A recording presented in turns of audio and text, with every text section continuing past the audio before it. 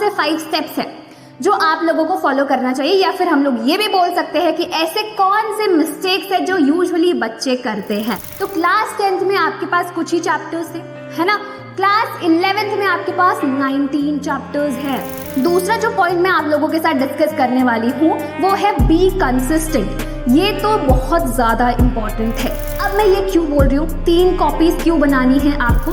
Biology में diagrams बहुत ज़्यादा इम्पॉर्टेंट होते हैं। क्लास 11th में जो हाईएस्ट वेटेज जिस चैप्टर के जिस यूनिट का है वो है ह्यूमन फिजियोलॉजी। वो पूरा ना कॉन्सेप्ट बेस्ड चैप्टर।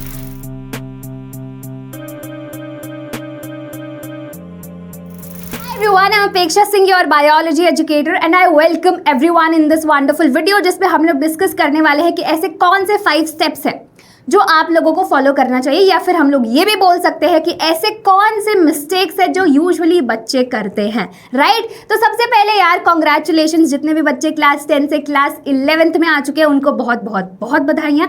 अब हम आते हैं अपने मेन पॉइंट पे जो हम लोग डिस्कस करने वाले हैं। तो सबसे पहला पॉइंट जो मैं डिस्कस करने वाली हूँ आप लोगों के साथ, बिकॉज आप लोग हमारे साथ जुड़ चुके हैं, तो सबसे पहला पॉइंट आपको क्या करना है, राइट डाउन योर सिलेबस। तो बायोलॉजी के सिलेबस की अगर मैं बात करूं तो क्लास 10th में आपके पास कुछ ही चैप्टर्स है ना। क्लास 11th में आपके पास 19 चैप्टर्स हैं। तो आप सिलेबस देख सकते हो, है ना। कुछ चैप्टर्स है, 5-6 चैप्टर्स है आपके पास क्लास 10th में, अभी आपके पास 19 चैप्टर्स है। तो अब क्या करना है आपको सारे चैप्टर्स, सारे 19 के 19 चैप्टर्स लिखने हैं। तो अभी आप क्या करोगे, जो बच्चे वीडियो देख रहे हैं पेज निकालो, एक सारे चैप्टर्स लिखो।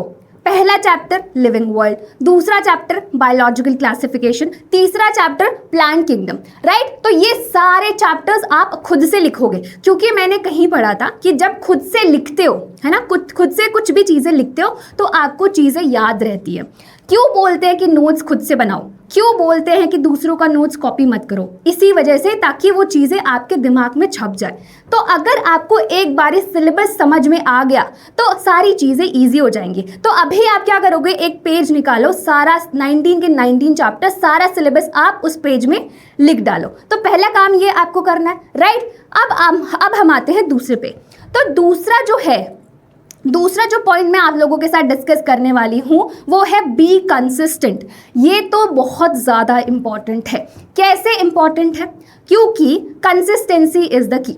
अब ऐसा नहीं होना चाहिए कि आप 2 लेक्चर्स में तो एकदम जोश के साथ आए, एनर्जी के साथ आए कि मैम बहुत सारा आप पढ़ा दो, हम लोग ये कर देंगे वो कर देंगे, और उसके बाद आगे के 2 लेक्चर्स में आप गायब हो गए। तो ये काम नहीं करना, कंसिस्टेंसी को मेंटेन करना है। क्योंकि अगर आप कंसिस्टेंट नहीं रहोगे तो चीज़ें छूटती जाएंगी। तो उसकी वजह से क्या होगा, बैकलॉग्स।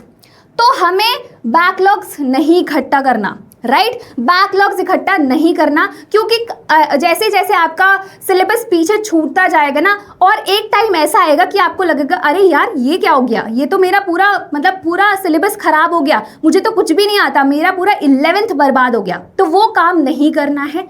क्या करना है, आपको कंसिस्टेंट रहना है और कोई भी बैकलॉग्स नहीं होना चाहिए, राइट।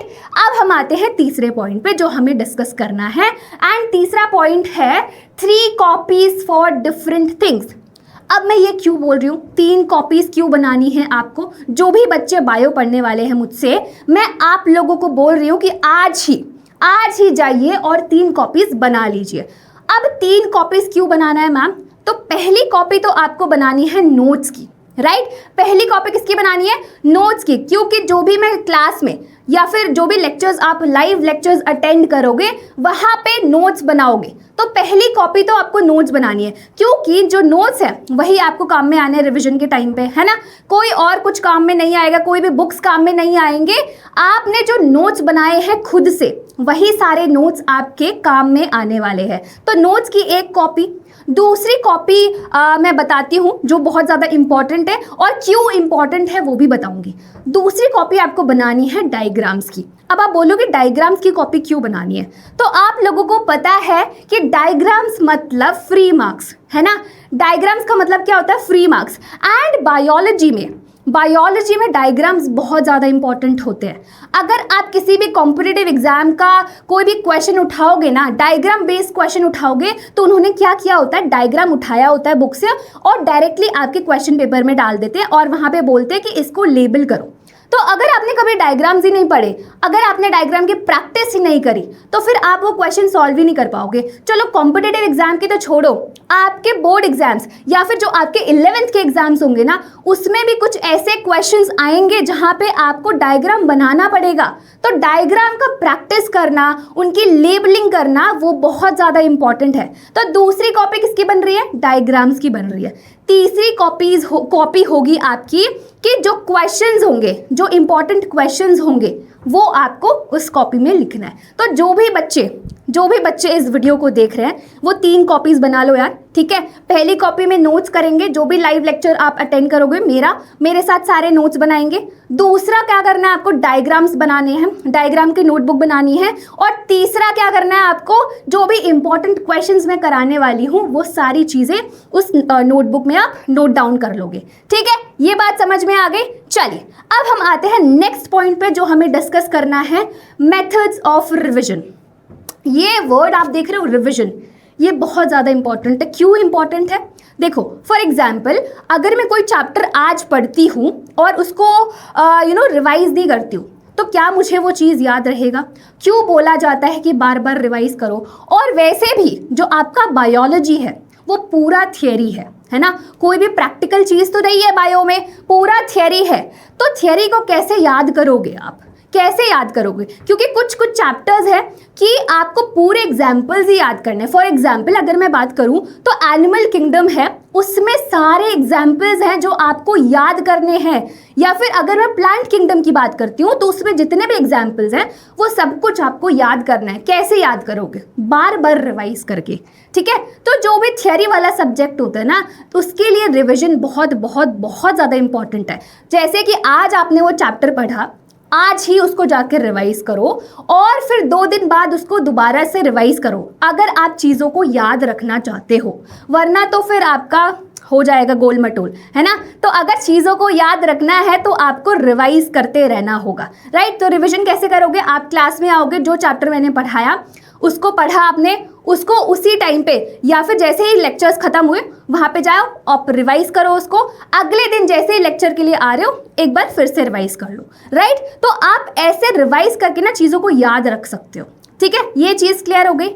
चलिए अब हम आते हैं अपने 5वें पॉइंट पे, जो आपको बहुत ज़्यादा, आपके लिए बहुत ज़्यादा इंपॉर्टेंट होने वाला है, लर्न टू लव। अब ये जो लव है ना, ये वो वाला लव नहीं है, यहाँ पे लव की बात करी है, सब्जेक्ट को प्यार करो।